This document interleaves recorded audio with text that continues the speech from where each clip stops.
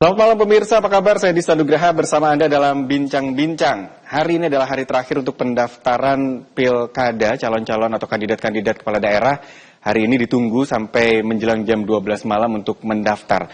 Termasuk yang cukup seru adalah ternyata di Jawa Timur. Dan ada 3 kandidat yang ternyata akan berkontestasi di Jawa Timur untuk siapa yang akan menang menjadi gubernur dan wakil gubernur nantinya. Kira-kira akan seseru apa dan bagaimana analisa juga strateginya akan kita bahas dalam bincang-bincang. Namun sebelumnya saya ajak Anda untuk menyaksikan video yang berikut ini. Ya, hari ini adalah pendaftaran terakhir sambil kita juga melihat proses pendaftaran Cagup-Cawagup ini di KPU. Saya bersama dengan Pak Surokim Abdussalam di sini, pakar politik dari UTM. Pak Surokim, sehat Pak? Ketemu lagi sekian lama. Siap. Sehat. Ini menarik di Jawa Timur karena sepertinya efek dari putusan MK begitu ya. Dan sempat bahkan di Jawa Timur ini yang digadang-gadang akan melawan kota kosong, ternyata tidak gitu ya. Dan ini bahkan sampai ada 3 kandidatnya yang bisa menjadi pilihan warga Jawa Timur. Mengejutkan Pak Rokim?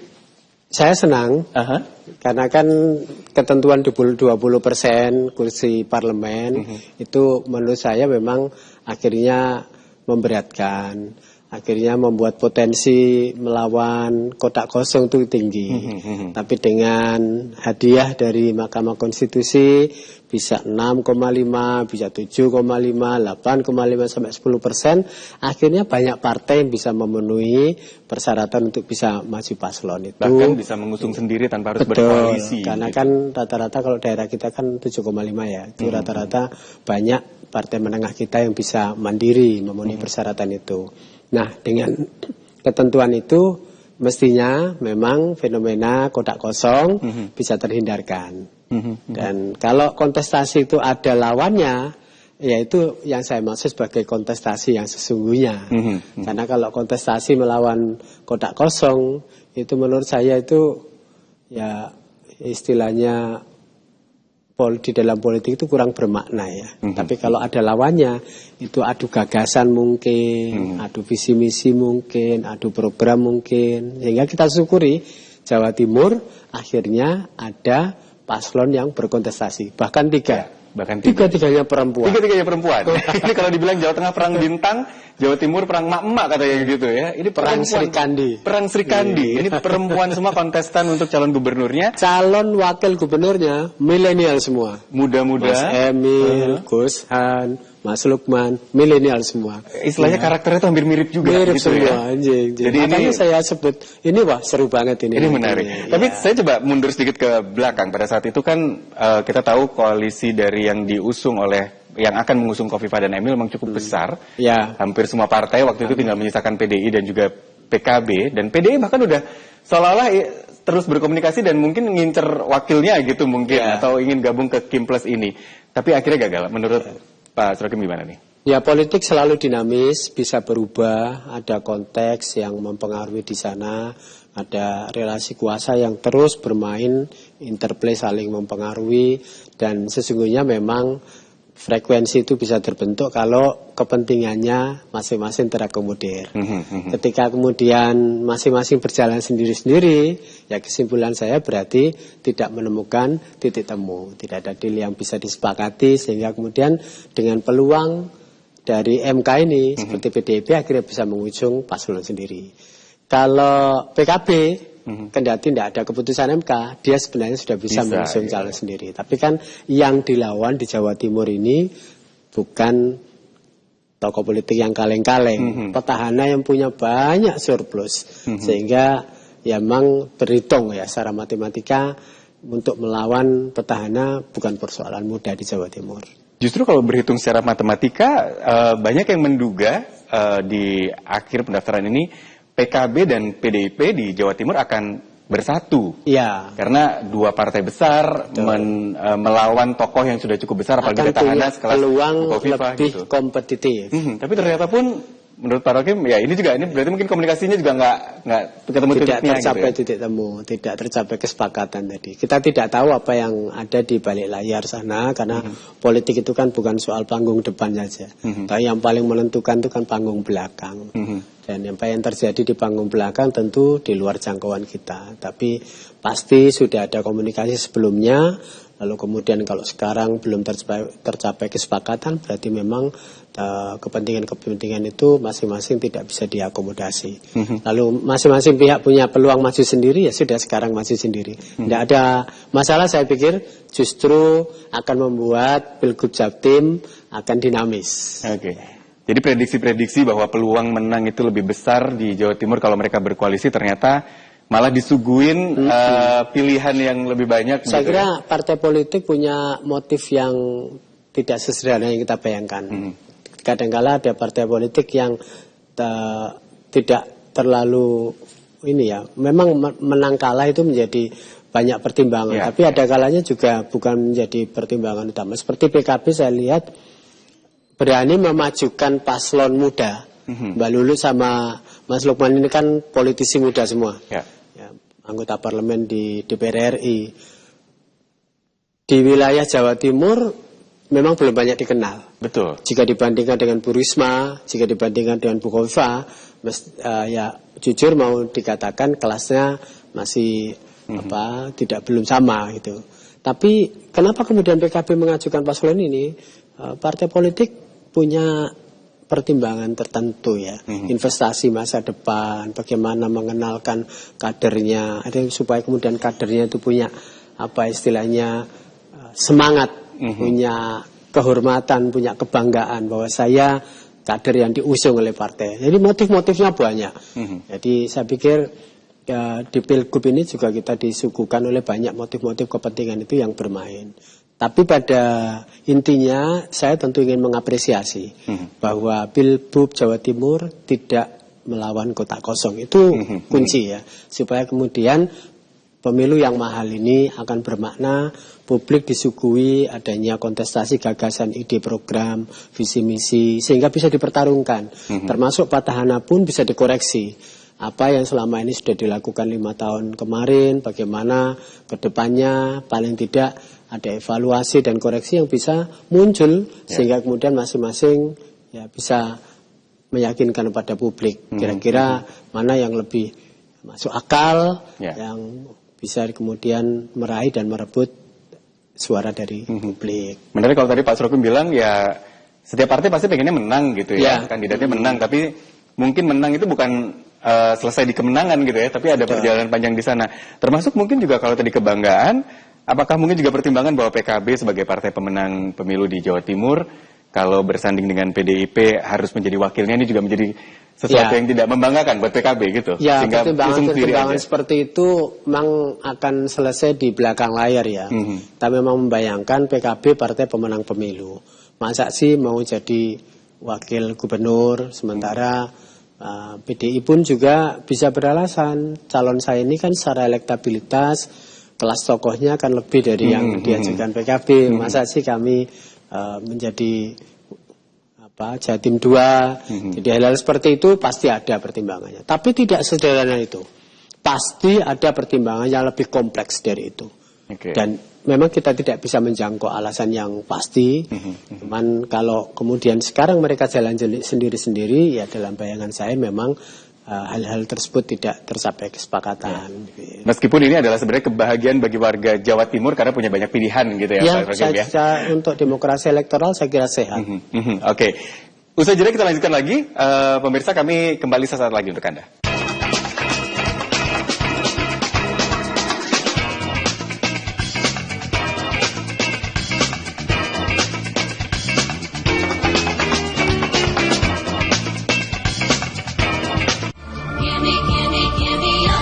Saksikan Otomadness, program acara yang menghadirkan informasi seputar dunia otomotif di Indonesia. And this is Otomadness.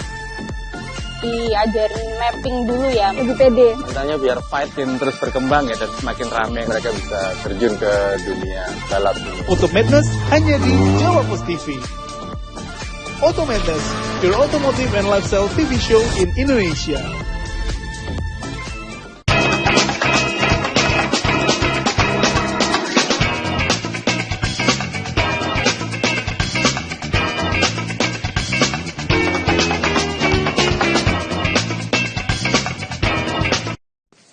Ya, 3 orang perempuan ikut kontestasi dalam Pilkada Provinsi Jawa Timur untuk menjadi calon gubernur. Sedangkan wakilnya tadi disebut oleh Pak Surokim bahwa wakilnya ini pun juga menarik karena dari tokoh-tokoh yang relatif masih muda, humble, cerdas, dan karakternya hampir mirip dari ketiga calon wakil gubernur yang juga diusung. Tapi saya ke calon dari PDIP dulu nih, Pak Rokim, karena oke, Bu Risma memang terkenal, terutama di Surabaya, di Jawa Timur juga terkenal, tapi kan belakangan sebenarnya Bu Risma juga hampir tidak pernah dibahas terlalu banyak dalam bursa ini. Lalu muncul Bu Risma ini. Menurut Pak Rokim? Ya, tapi jangan salah, panggungnya Bu Risma kan berganti dari panggung di Surabaya ke panggung nasional. Karena Kemarin beliau ya, kan jadi menteri sosial. Baik panggungnya kan panggungnya di Jakarta. Makanya sering saya sebut ya, Pilkada Jawa Timur ini adalah Pilkada Liga Utama Indonesia. Liga Utama, Iya. ini Jadi pilkada kelasnya, paling seru, paling elit gitu paling ya. elit di Indonesia. DKI Jakarta, Jawa Barat, Jawa Tengah, Jawa Timur menjadi barometer. Jadi menjadi sentrum dari pilkada di Indonesia. Menjadi medan kehormatan bagi banyak partai. Siapa yang bisa memenangkan di daerah-daerah utama Jawa itu kehormatan partainya tinggi, bisa menimbulkan efek pada kemenangan daerah-daerah lain. Maka kemudian pilkada Jawa Timur sebagai liga utama, memang tokoh-tokoh yang akan bertarung biasanya punya kaliber dan reputasi nasional. Betul. Seperti yang sudah sangat jelas ukurannya kan petahananya, Bu Khofifa. Nah, Bu Khofifa itu memang kelasnya sudah kelas nasional. Paling tidak kalau ingin kompetitif, ya dicarikan politisi, birokrasi, ataupun calon-calon yang punya reputasi nasional. juga. Nah, kebetulan menurut pendapat saya, Bu Risma ini levelnya juga sudah nasional. Dari kota, standing dan sekarang sebanding. sudah menjadi menteri berarti sudah Istilahnya nasional. kalau dengan Bu Khofifa itu standing dan sebanding. Dan saya kira itu yang membuat pilkada akan menarik ya, karena kan tidak terlalu jomplang ya dari sisi kualitas. Dan tentu ini kita syukuri supaya kemudian pilkada Jatim semakin menarik. Dinamis. Tapi kalau kita ingat dulu waktu sebelum jadi gubernur Jawa Timur, Bu Khofifa juga seorang menteri sosial juga sama. gitu ya. Jadi levelnya kurang lebih sudah sama nih kalau diajak Bu Risma memang ikut di kontestasi ini. Di sisi lain kalau Bu kita Khofifa lebih komplit memang ya, punya pengalaman hampir merata ya, mulai dari organisasi perempuannya juga. legislatif punya pengalaman Betul. di DPR, eksekutif itu mulai dari menteri, gubernur, ketua organisasi masyarakat partai muslimat ya. Betul. Ya relatif, makanya saya sebut tidak mudah ya melawan petahana Bu Khofifa karena surplusnya banyak. Makanya kemudian tokoh yang diajukan memang harus juga punya surplus. Terlebih prestasi Bu Khofifa selama 5 tahun pun juga tidak dipandang buruk oleh warga Jawa Timur begitu Ya, ya. tingkat kepuasannya masih di atas 75% dan itu modal bagi incumbent. Makanya saya sebut tidak mudah juga untuk mengalahkan incumbent ya. Apalagi surplus seperti Bu Khofifa juga masuk barisan pendukung Pak Prabowo yang kebetulan sekarang berhasil menjadi presiden RI terpilih. Sehingga itu pun juga akan memberi pengaruh terhadap elektoral. Belum lagi juga relasi-relasi beliau punya pasukan yang ditakuti ya untuk elektoral itu, karena pasukan ibu-ibu yang tergabung dalam Fathat Muslimat itu memang pasukan diam yang kalau diremut memang akan luar biasa. Loyalnya Makanya luar orang biasa, selalu gitu. berhitung tentang Bu Khofifa di sana. Tapi ceruknya memang berbeda ya. Seperti Bu Risma ini kan nasionalis banget. Sementara kalau kita melihat geopolitik Jawa Timur, ini memang tidak seluruhnya ya istilahnya hijau gitu ya. Ya, di wilayah ada beberapa wilayah-wilayah yang kaum nasionalis abangan juga kuat di sana. Dan Bu Risma punya modal kedekatan itu. Sehingga ya saya pikir memang kalau dilihat dari geopolitik Jawa Timur, rasa-rasanya paket paslon ini ya akan menarik yang menjadi representasi dari geopolitik wilayah di Jawa Timur. Oke. Gitu. Kalau Bu Risma oke lah sudah sangat terkenal di masyarakat Jawa Timur. Tapi bagaimana dengan Bu Lulu nih? Ya memang saya kaget terus terang ya. Kaget sekaligus juga mengejutkan. Karena tokoh PKB sebenarnya banyak nama lain yang kemarin disebut-sebut. Gitu. Bayangan saya memang PKB akan menurunkan kader menteri juga gitu. Ada di sana kan ada Mbak Ida Fauzia ya, ada Gus Halim yang juga menteri-menteri semua di sana. Ya, Gus Halim Bayangan ya. saya awalnya itu. Tapi sekarang diajukanlah tokoh muda.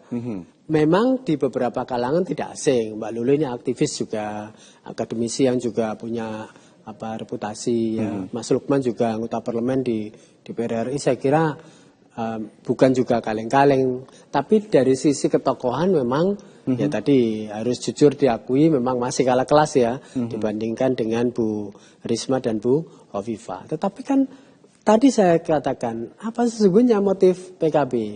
Nah PKB ini sebagai partai pemenang pemilu di Jawa Timur. Rasa-rasanya kok tidak lucu juga tidak mengajukan paslonnya ya. Jadi saya membacanya dari positive thinking saja bahwa barangkali memang PKB punya agenda untuk investasi masa depan. Ini mengajukan kader-kader muda supaya mereka juga punya kehormatan, punya semangat, punya giro bahwa kader PKB juga bisa dimajukan dari partainya. Saya kira motif yang terlihat dan saya baca itu. Terlepas dari kemudian apakah mereka akan kalah dengan mudah, ya menurut saya pertimbangannya kan kompleks ya partai mengajukan. Maksudnya berarti ini PKB bukan sekedar mau mengincar kemenangan begitu ya, tapi betul. Saya kira ada akan lebih banyak lain. pertimbangan pada investasi politik masa depan tadi. Mengenalkan kader-kadernya untuk beredar di level kontestasi pilkada regional. Padahal kalau kita bilang secara strategi, kalau seandainya PKB menghadirkan tokoh laki-laki nih, misalnya Gus Halim misalnya, itu kan akan sangat berbeda dan akan menonjol gitu, stand out dibandingkan dengan dua yang memang perempuan gitu ya. Tapi jangan salah ya. Sejak pasca COVID, memang secara kalau orang belajar tentang teori politik, ada kecenderungan kepemimpinan feminis itu menguat.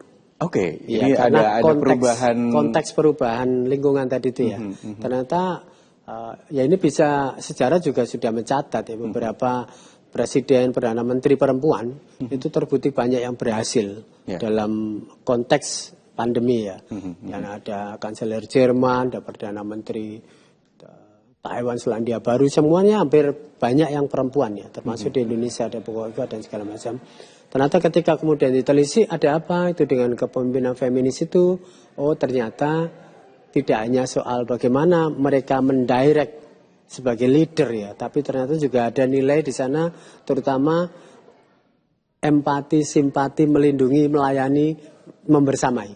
Nah itu saya kira sangat-sangat dekat dengan kepemimpinan feminis. Nah sejak saat itulah kemudian kepemimpinan perempuan itu menguat di Indonesia. Bahkan sudah tidak laku lagi sekarang orang jualan ayat tentang pemimpin politik itu harus perempuan. Orang harus laki-laki ya.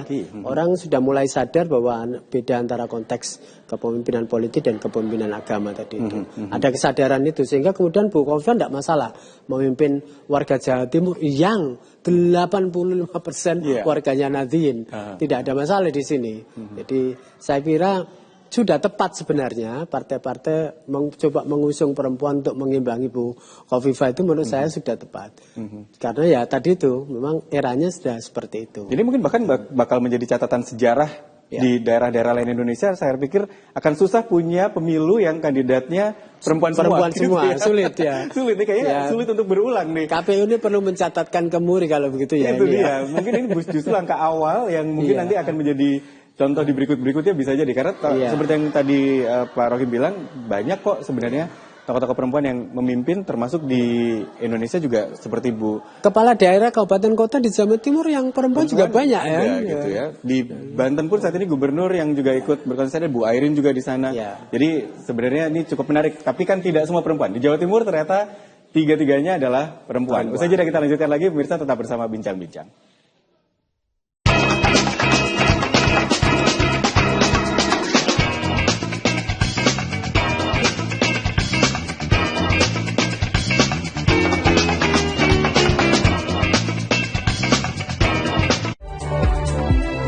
Mengawali aktivitas hari Anda, kami hadirkan bincang seputar dunia kesehatan bersama dengan dokter-dokter ahli di bidangnya.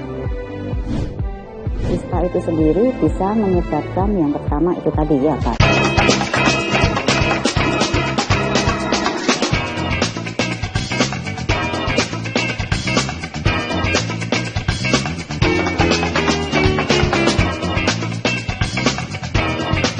Ya, melanjutkan diskusi kami dalam bincang-bincang hari ini terkait dengan strategi atau skenario Pilgub Jatim 2024. Ada 3 Sri Kandi yang siap bertarung di Pilgub Jatim 2024. Kalau tadi Pak Surokim bersama saya sudah membahas terkait dengan ketokohannya, tokoh-tokoh nasional yang dihadirkan untuk menjadi kandidat gubernur di sini, lalu bagaimana dengan strateginya begitu ya. Sebelum nanti saya juga ingin membahas terkait dengan wakil yang diusung.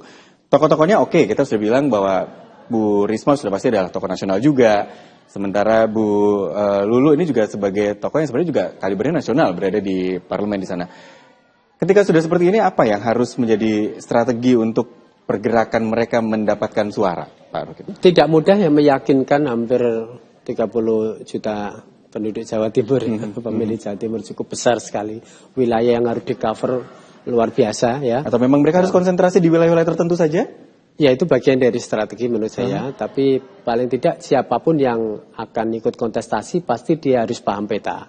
Harus paham peta wilayah yang akan dimasuki sebagai medan pertempuran. Tidak mungkin kalau kandidat itu tidak berbekal kompas jalan lalu kemudian masuk dan tidak memahami peta wilayahnya. Saya kira semuanya insya Allah sudah memiliki strategi untuk itu. Apalagi sekarang ini kan juga sudah cukup banyak konsultan, tim sukses dan orang-orang yang bisa bermain sebagai dirijen di belakang layar yang bisa membantu untuk kesuksesan seorang kandidat. Tapi pada intinya kalau kita bicara tentang kontestasi di Jawa Timur, memang selama ini pemilih kita itu kan kalau di studi-studi sosiologi kan ya bisa dipilah menjadi kalangan santri, abangan dan priayi itu ya. Istilahnya itu menjadi representasi dari karakter masyarakat pemilih Jawa Timur. Dan jika melihat peta geopolitik Jawa Timur kan juga bervariasi ya. Ada wilayah Pantura Barat, Madura, Pandalungan, Mataraman, ya, yang juga memiliki tipikal yang berbeda-beda. Makanya memang tidak mudah, tidak mencari kandidat yang super kuat. Bisa kuat di semua wilayah, tentu ya hanya malaikat ya istilahnya. Politisi-politisi yang malah memberatkan ya, sendiri gitu. Artinya Ya. Kalau memang itu tidak tercapai, paling enggak ya bisa realistis ya, kuat di wilayah mana di wilayah Jawa Timur itu. Saya kira seperti Ibu Risma itu selain kuat di wilayah urban, beliau kan juga punya relasi di wilayah Mataraman kan ya. Jadi yang menarik justru Bu Khofifah itu akan sama kompetitifnya dengan Bu Risma di wilayah urban. Jadi wilayah arek itu nanti akan menjadi pertempuran yang dahsyat untuk keduanya gitu.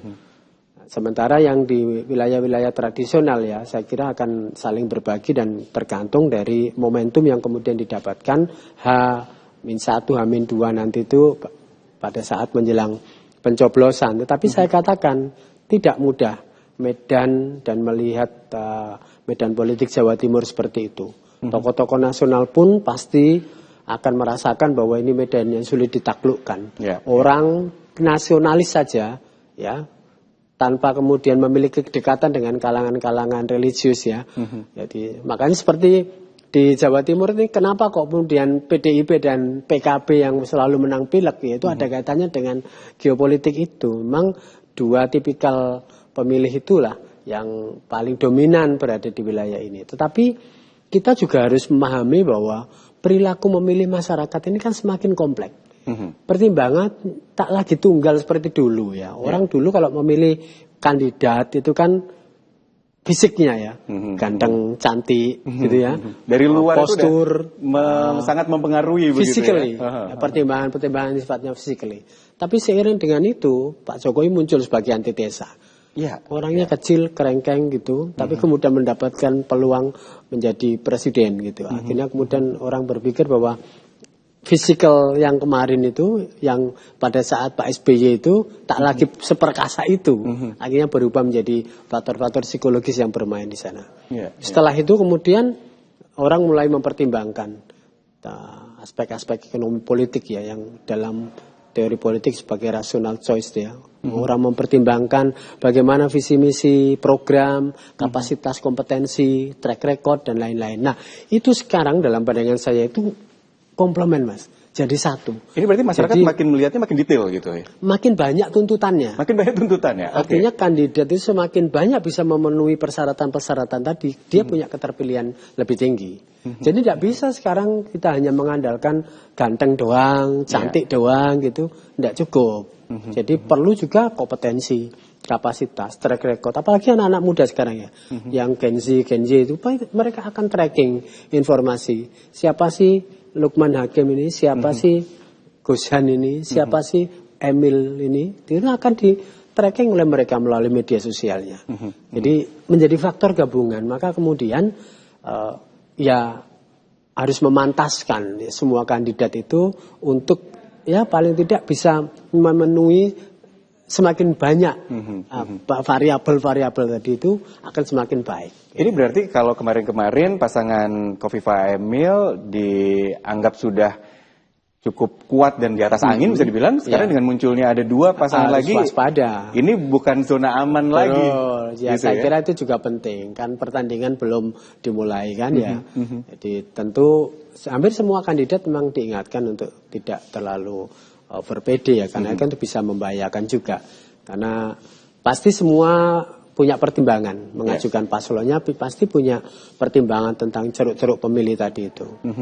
Tapi yang perlu digarisbawahi, masyarakat Jawa Timur appreciate, bangga, dan tentu adanya paslon-paslon ini bisa menjawab keraguan ya publik supaya kemudian tidak melawan kotak kosong. Saya selalu kepikiran soal itu.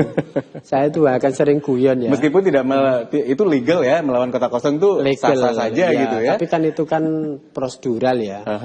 Bisa dibayangkan kalau kemudian nanti debat publik melawan kotak kosong. Silakan kotak kosong bisa menyanggah pendapatnya dari hasil. Saya kira kan menjadi gitu ya? tidak lucu itu. Tapi itu akhirnya tinggal like or dislike aja, nggak ada analisa lebih lanjut begitu.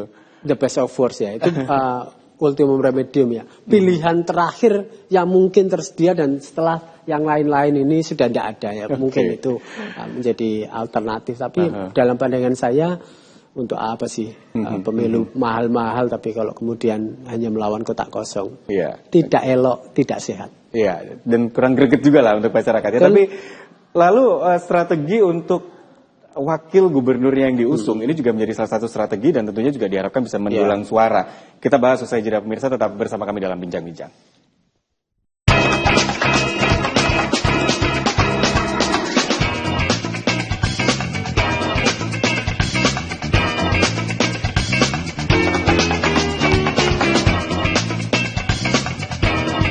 Berbagai informasi terkait dunia bisnis dan bidang usaha lainnya kami sajikan dalam program Update Bisnis.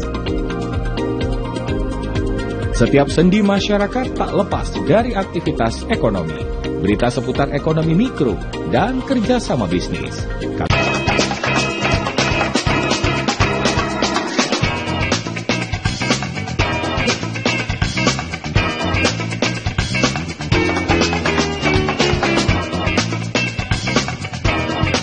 Ya pemirsa, masih di Bincang-Bincang, kita masih membahas terkait dengan Pilkada Jawa Timur. Kalau tadi sudah saya bahas bersama Pak Asrokim, banyak terkait dengan sosok gubernurnya, lalu bagaimana dengan wakil gubernurnya, karena ini juga menjadi salah satu strategi juga untuk bisa mendapatkan suara dari masyarakat dan menjadi pemenang dalam Pilkada kali ini. Seperti kita ketahui bahwa Ibu Khofifah tetap dengan Pak Emil Dardak, begitu ya, lalu Bu Risma yang muncul ternyata juga memberi kejutan juga, Gus Hans yang dibawa yang notabene adalah tadinya kader Golkar gitu ya. Bahkan pernah menjadi jubir. Pernah menjadi jubir dari pasangan Khofifah Emil. Iya, betul. Karena memang kan Golkar juga mendukung pasangan Khofifah Emil ya di periode yang sebelumnya. Sampai sekarang pun gitu. Tapi sekarang Gus Hans dibawa oleh PDIP mendampingi Bu Risma. Gus Hans ini tokoh di Jombang juga gitu ya. Tokoh yang juga bisa dikatakan muda, agamis juga, dan ya ini menjadi sesuatu yang juga menarik sebenarnya. Mengapa Gus Hans yang dibawa ini? Menurut Pak Rohim gimana? Jadi ini saya katakan tadi kok bisa ya cagupnya mirip-mirip tipis semua perempuan, semua wagubnya juga mirip-mirip. Yang wagubnya juga mirip-mirip semua milenial gitu. Terus kadang apa yang bisa kita lihat dari sosok Emil, Gus Hans sama Lukman, Mas Lukman Hakim ini sama-sama milenialnya. Saya kira ini menarik ya, karena kan sebetulnya itu juga berkaitan dengan ceruk ya, ceruk suara. Orang Bu Khofifah menggandeng Mas Emil pasti akan mempertimbangkan betul potensi ceruk pemilih milenial muda itu. Sekarang disaingi dengan Gus Han. Dan Gus Han ini juga bukan politisi kaleng-kaleng ya, beliau juga multi talent. Kita juga sering melihat beliau mengisi menjadi presenter ya, seperti program-program televisi begitu ya. Yang juga punya concern pada dunia pendidikan, Betul. pesantren yang juga orang semua tahu bahwa beliau sangat religius. Dan menurut saya tentu itu akan menjadi nilai plus ya. Karena kan sebenarnya yang paling baik itu kan combining. Satu bisa menutup ceruk yang tidak dimiliki masing-masing itu. Jadi tidak double itu. Dan saya kira memang ketiga-tiganya akhirnya menjadi komplement gitu. Karena kan usia Bu Khofifah setara dengan usia Bu Risma. Hanya Mbak Lulu aja yang milenial ini. Lalu kemudian yang ini wakil-wakilnya setara. Saya kira mungkin orang melihat demografi ya, bahwa memang pemilih milenial kita itu kan dalam struktur demografi kita kan hampir 51%. Dan pemilih muda yang 17% itu kan bukan persoalan yang gampang diraih. Mereka pemilih-pemilih yang sulit untuk dipegang. Saya kira itu juga kenapa kemudian pilihannya jatuh kepada para milenial itu sebenarnya dalam konteks untuk merebut ceruk suara milenial yang kian dominan sekarang itu. Dan sekarang kita tinggal membuktikan nanti itu kira-kira dari tipikal pemilih-pemilih milenial itu akan memberikan pilihannya kepada siapa. Saya katakan bahwa mereka ini tipe pemimpin khususnya yang Z ya. Itu pemilih yang sulit untuk dipegang. Jadi masih belum ketebak arah kadang perubahannya gitu cukup tinggi, kadang bisa berubah setiap saat. Makanya mereka kemudian ketika mendapatkan informasi apa mereka meyakini itu betul bisa berubah. Pertemanan juga begitu. Jadi dulu memang perkasa ya keluarga, istilahnya orang dibilangi orang tua. Tapi kalau seiring dengan dunia medsos ini bisa pertemanan, jaringan di media sosialnya itu yang akan juga menguatkan terpaan informasi ke mereka untuk bisa menguatkan atau merubah pilihan.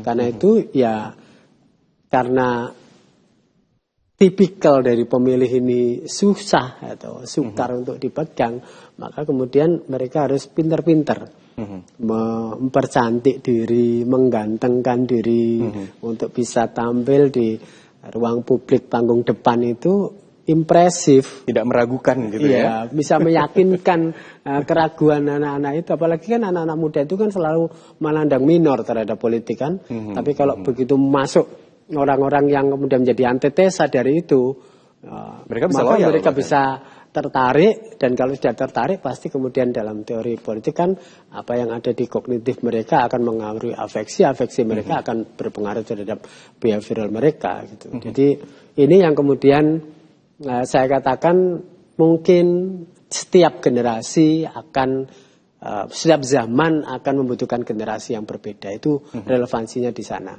Dan hari ini kita akan membuktikan apakah paslon-paslon milenial Jawa Timur, wabil khusus Mas Emil, Gus Han dan Mas Lukman bisa membuktikan dirinya mereka mendapat tempat di hati pemilih Jawa Timur ya, khususnya pada pemilih muda yang baru pertama ikut pemilu usia 17 tahun sampai 25 tahun itu. Ya, saya masih ke Gus Han lagi nih karena basisnya beliau ini lebih banyak di Jombang gitu ya, dari kalangan Nahdliyin juga, tapi juga dari Partai Golkar juga begitu. Apakah memang potensi bahwa Gus Han ini juga bisa mengambil ceruk-ceruk suara di sana nantinya? Ya setiap orang pasti kita harus realistis ya, bahwa tidak ada manusia yang sempurna, termasuk para politisi juga punya plus, punya minus. Yang menjadi agenda itu adalah bagaimana memaksimalkan potensi surplusnya itu. Saya kira beliau dari keluarga pesantren ya, pasti punya modal sosial untuk itu. Karena kan biasanya non sewu ya, santri itu kan samik nawatona, tapi gitu ya, anut grubyuk, patron pada kiainya cukup tinggi. Nah, Gus Han punya potensi untuk itu karena kan punya pesantren, berasal dari keluarga kiai gitu. Di sisi lain ya beliau juga aktif media sosial yang sekarang menjadi habit anak-anak muda kan.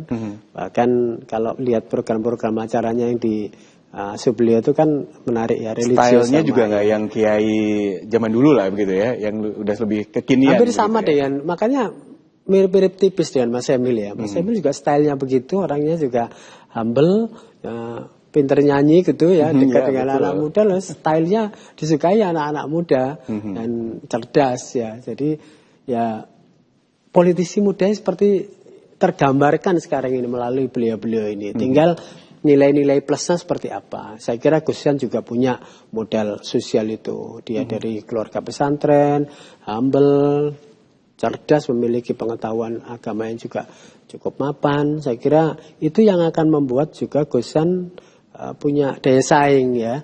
Kalau dibuat head to head dengan Mas Emil ya tidak terlalu jomplang ya, tidak terlalu jauh. Nah sebentar lagi kita akan juga mengulik bagaimana Mas Lukman Hakim.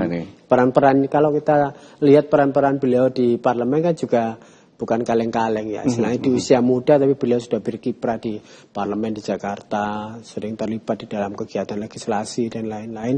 Tinggal panggungnya aja yang kemudian perlu yakinkan kepada masyarakat Jawa Timur bahwa sosok-sosok ini memang punya kompetensi, kapabilitas, kapasitas yang memang layak untuk dipilih menjadi wakil gubernur. Dan secara figur, secara sosoknya pun kalau misalnya pun belum mengenal lebih dalam sebenarnya juga cukup menarik dan ya kekinian juga sebenarnya begitu ya beliau ini. September, Oktober, November, ya 2 bulan setengah. Masih ada waktu, Masih ada waktu untuk mengimpresifkan diri di hadapan para pemilih Jawa Timur bahwa kami lo layak. Nah, ya, istilahnya saya bahasa Surabayanya itu saatnya dandan sekarang ini, mupuri kandidat-kandidat itu karena tidak mungkin bisa menjangkau face to face. Ya, direct meeting dengan para pemilih 32 juta itu impossible. Nggak cukup waktu. Sehingga kemudian pertarungan udara itu kan penting. Pencitraan itu menjadi penting. Bagaimana menampilkan sosok di media massa yang kemudian terhubung dengan pemilih-pemilih itu lebih impresif. Itu tantangan. Gitu. Termasuk juga nanti strategi programnya juga begitu ya. Kalau memang ini terlepas belum populer tapi ternyata punya program yang bisa cepat sekali menggait ngeri-ngeri sedap masyarakat. Soal itu ya karena pergerakan dan pertumbuhan pemilih rasional kita signifikan. Itu dia. Jadi juga akan dikritisi di sana gitu ya. Oke, kita lanjutkan usai jeda. Pak Suraki masih bersama kami kembali sesaat lagi untuk Anda pemirsa.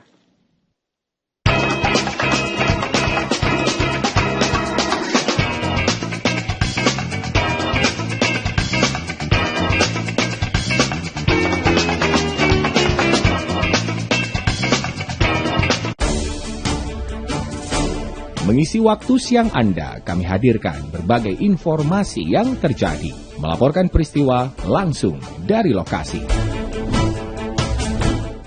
Presiden Joko Widodo memberikan bonus kepada seluruh atlet.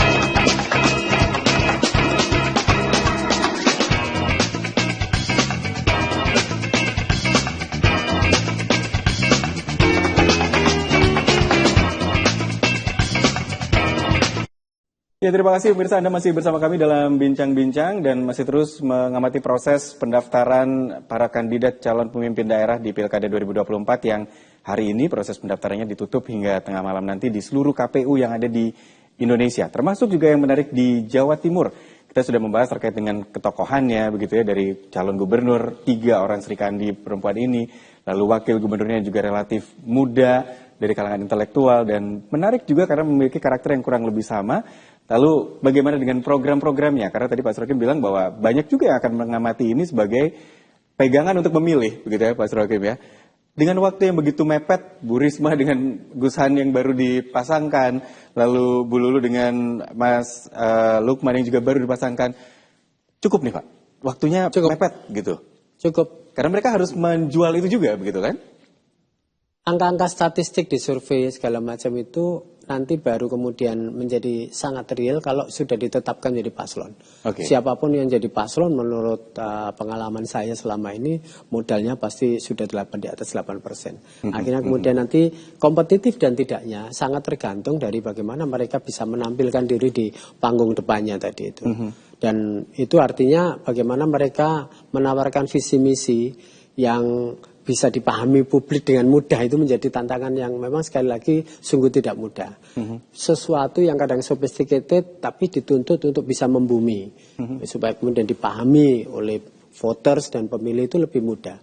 Anak-anak muda, pemilih milenial sebenarnya menginginkan politik itu menjadi simpel, menjadi tidak sangat serius gitu, tetapi menjadi ruang yang membahagiakan itu ya, yang menyenangkan bagi mereka. Itu juga tantangan bagi para kandidat itu. Bagaimana mereka bisa menyusun program-program yang juga bisa menyentuh mereka. Sebenarnya dalam politik itu kan rumusnya hanya ada 3 kan.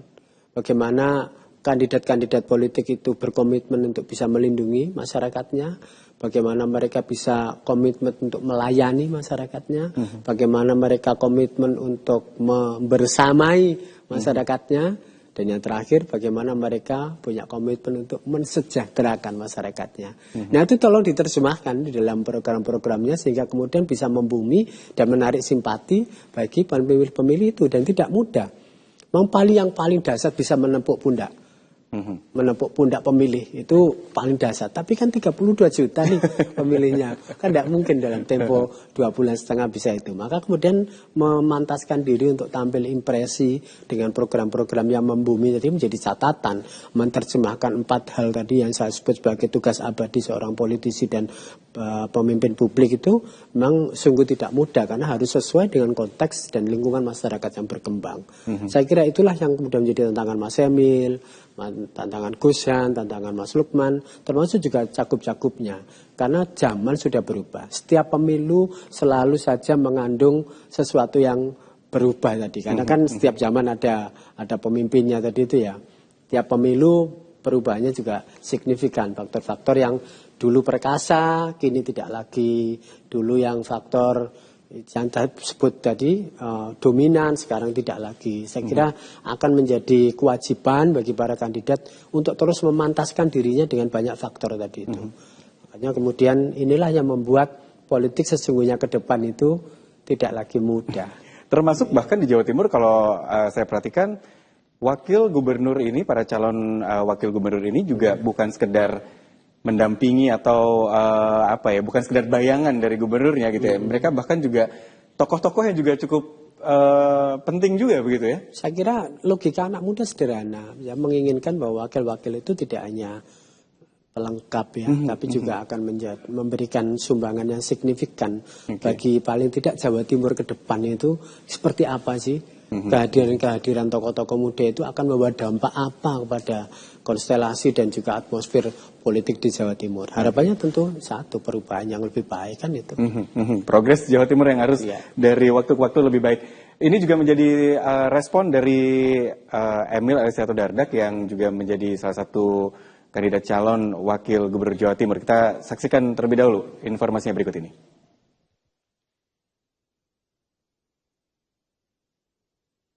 Emil Elestianto Dardak menanggapi soal mencuatnya nama-nama tokoh yang bakal diusung oleh PDI dan juga PKB dalam bursa Pilgub Jawa Timur untuk melawan dirinya bersama Khofifah nanti. Tak banyak komentar, Emil juga mengaku menghargai keputusan masyarakat Jawa Timur. Sekali lagi, jawaban saya selalu bahwa kita menghormati seluruh tokoh di Jawa Timur yang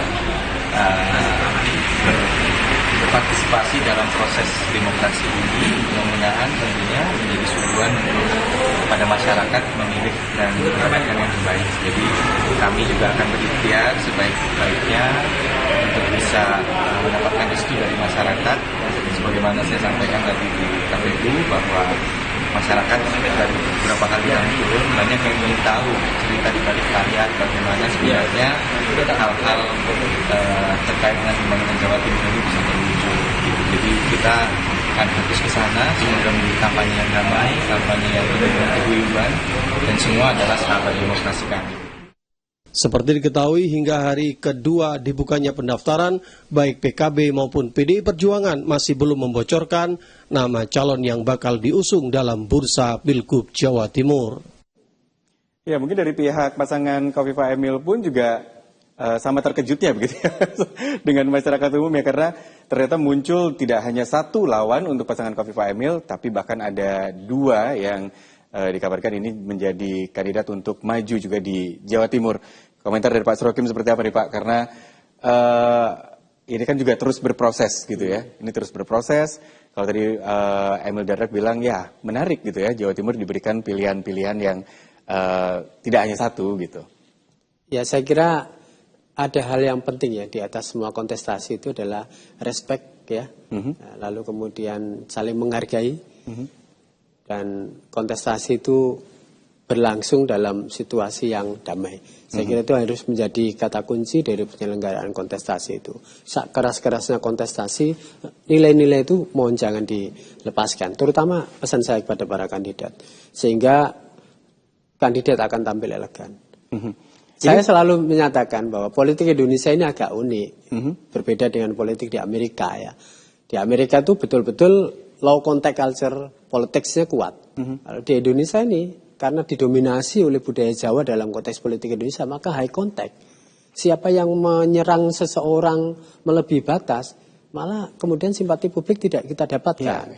Contoh terjadi pada debat Pilpres yang waktu lalu, bagaimana penilaian yang dilakukan oleh Pak Ganjar dan Pak Anies itu kemudian memukul balik keduanya sehingga kemudian elektabilitasnya turun. Nah, makanya ini menjadi pelajaran ya penting bahwa high contact culture politik itu harus betul-betul diperhatikan. Jadi seseorang boleh cerdas ya, tapi tidak boleh kemudian kurang ajar. Jangan barbar juga lah ya. Iya, itulah realitas politik Jawa yang kemudian harus dipahami oleh publik ini ya.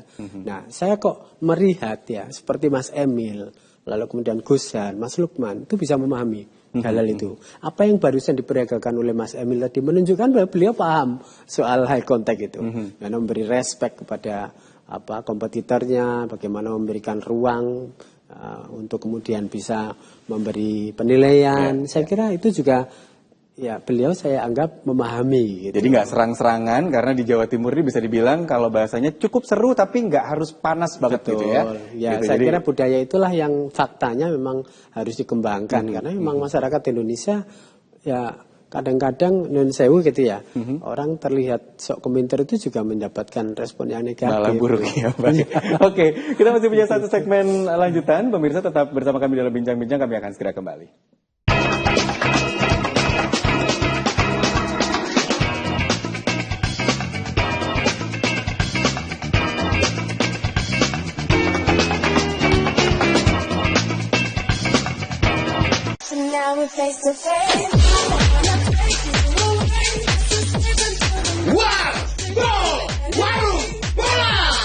Update klasmen Liga Indonesia, top skor dan pemain terbaik, berita-berita seputar lapangan hijau.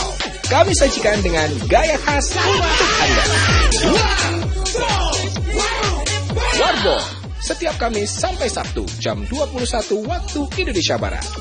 Hanya di Jawa Post TV.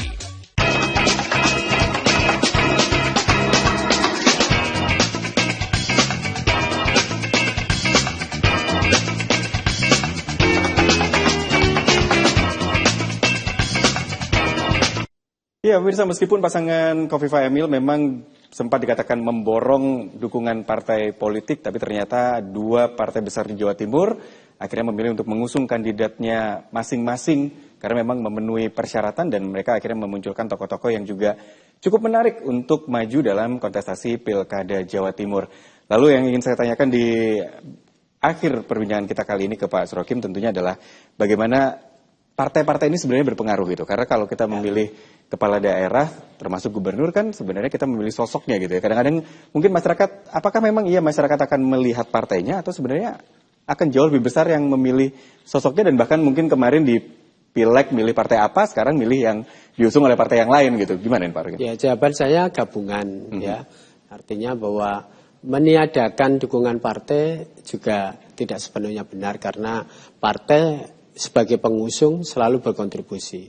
Bahwa seluruh pemilih partai itu apakah otomatis memilih bersangkutan memang gradatif. Memang tergantung dari situasinya. Ada yang bisa powerful, ada yang partai yang kadang bisa solid. Seluruh pemilih partai memilih kandidat yang, dan itu seperti kemarin sudah terjadi di Pileg. Tapi di dalam konteks pemilu langsung itu gabungan.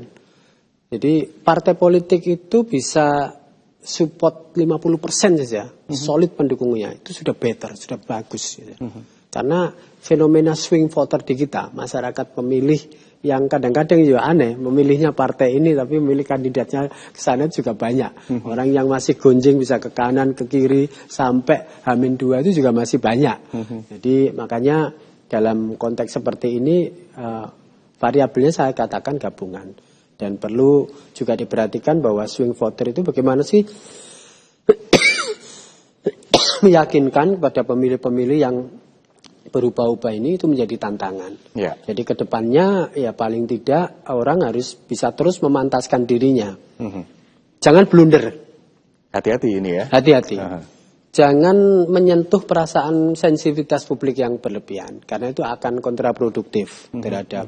Makanya mengenali bagaimana budaya masyarakat Jawa Timur, bagaimana memahami karakter-karakter, habit-habit pemilih masyarakat Jawa Timur menjadi sangat penting gitu ya.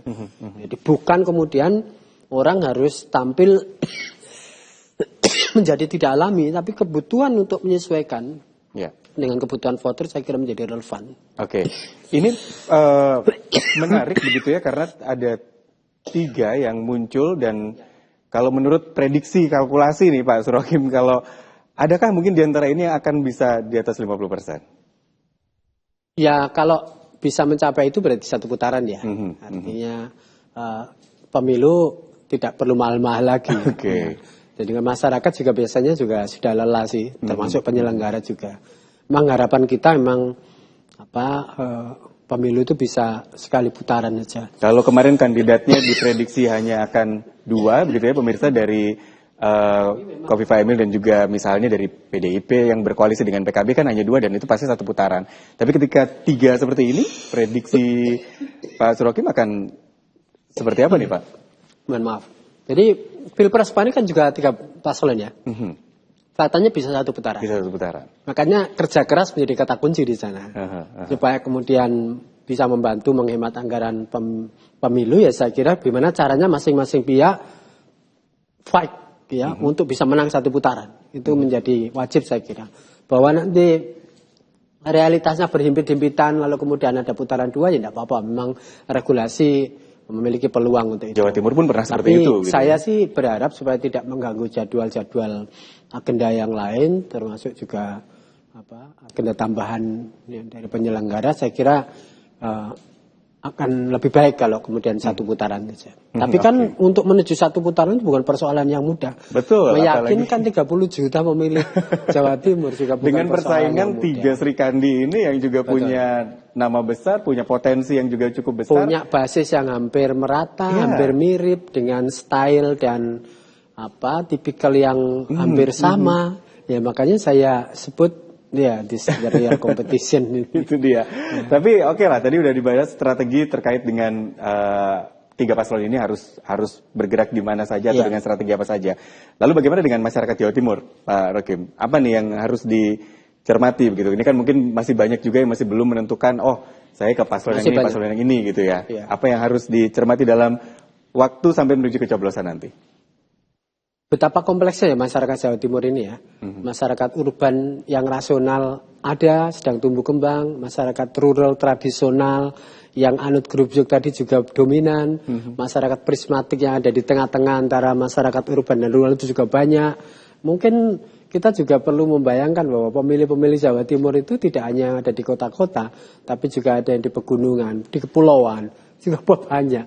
Jadi yang itu betapa beragamnya pemilih Jawa Timur, sehingga saya katakan tadi itu memang bukan persoalan mudah meyakinkan 30 juta pemilih Jawa Timur. Tapi saya mempercayai bahwa ada agenda-agenda publik yang selalu menjadi agenda bersama.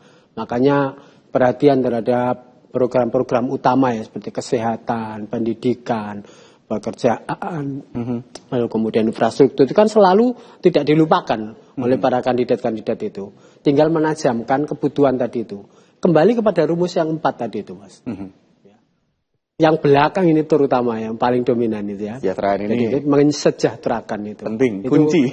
Menjadi kunci. Siapa saja yang bisa meningkatkan kualitas hidup masyarakat Jawa Timur, baik yang ada di pedesaan maupun di perkotaan, di wilayah pertengahan tadi itu juga, saya kira akan menjadi modal yang cukup bagus ya. Di samping tentu faktor-faktor yang lain ya, bagaimana pelayanan, peningkatan pelayanan untuk semakin bisa menunjukkan perlindungan, menunjukkan kebersamaan tadi itu, saya kira juga didambakan. Anak-anak itu sebenarnya menginginkan pemimpin-pemimpin kita itu kan tidak jaim, pengen connected gitu ya, pengen engage yang lebih erat gitu. Dan kepemimpinan baru sekarang ini mensyaratkan pemimpin-pemimpin yang seperti itu, bukan lagi pemimpin-pemimpin yang elitis ya, tapi ya berbaur.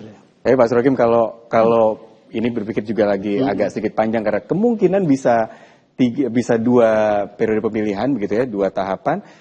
Ini berarti nanti akan ada juga yang akan melebur dan berkoalisi dengan yang ada begitu ya? Iya. Dalam biasanya kalau 2 putaran itu dalam mengamati perkembangan itu kita tidak lagi mudah ya, karena ada kelompok-kelompok yang kemudian bergabung dengan pertimbangan-pertimbangan masing-masing yang kadang-kadang bisa pragmatis. Makanya yaitu saya sebut ya, memang pemilu langsung itu kan banyak-banyakan dukungan ya, besar-besaran dukungan. Tapi saya mempercayai bahwa kepantasan seseorang memang akan berkorelasi dengan banyaknya dukungan yang diberikan oleh masyarakat. Dan sejauh ini memang demokrasi punya kekuatan di situ. Kendati ya tetap namanya juga sistem politik pasti ada kelemahannya. Tapi minimal pendapat banyak orang, pilihan banyak orang itu dalam pandangan saya selalu maslahat. Mudah-mudahan memang ini menjadi semangat juga untuk warga Jawa Timur, terutama untuk bisa memilih calon gubernur yang sudah ada 3 pilihan ini, Pak Surokim, dan bisa berlangsung dengan menarik, menjual ide-ide gagasan yang juga menarik, bukan serang-serangan, karena itu juga nanti justru malah akan blunder dan sebagainya. Pak Surokim Abdussalam, terima kasih sudah bersama saya di Bincang-Bincang kali ini. Terima kasih juga pemirsa sudah bersama Bincang-Bincang. Saya Dista Nugraha pamit, sampai jumpa lain waktu. Selamat malam.